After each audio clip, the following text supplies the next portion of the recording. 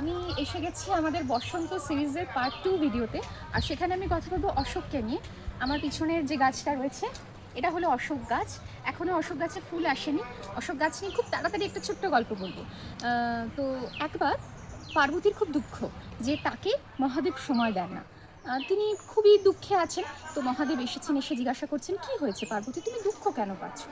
তখন উনি বলেন যে মহাদেব আপনি তো আমাকে সময় দেন না, আমি সারাদিন কাকে নিয়ে খেলবো, আমার আমার শোক এসেছে।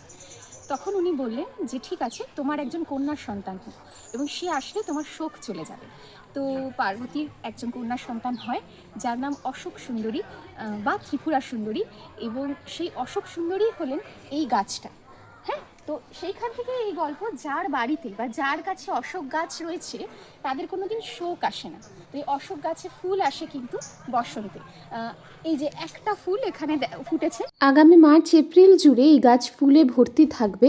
এই গাছকে নিয়ে পুরাণে যে গল্প আছে সেটা যেরকম বললাম সেরকমই বলবো। এই গাছের অনেক ঔষধি গুণও রয়েছে। কৃমি নাশ করতে এবং পেটে নানা রকম সমস্যা দূর করতে এই গাছের বিভিন্ন অংশ ব্যবহৃত হয়।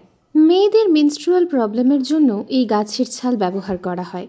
তাহলে এইবার বুঝতে পারছেন, এই গাছ যার বাড়িতে আছে তাদের তো কোনো রোগ হতেই পারে না, আর রোগ না হলে শোক আসবে কোথা থেকে? তো এই হলো আজকের ভিডিও। আর একটা কথা ভিডিও শেষ হতে হতে বলে যাই, সেটা হলো এই অশোক গাছের তলাতেই কিন্তু গৌতম বুদ্ধের জন্ম হয়েছিল। আমার আজকের ভিডিও যদি আপনাদের ভালো লেগে থাকে তাহলে অবশ্যই আমার চ্যানেলটাকে সাবস্ক্রাইব করে দেবেন। Thank you.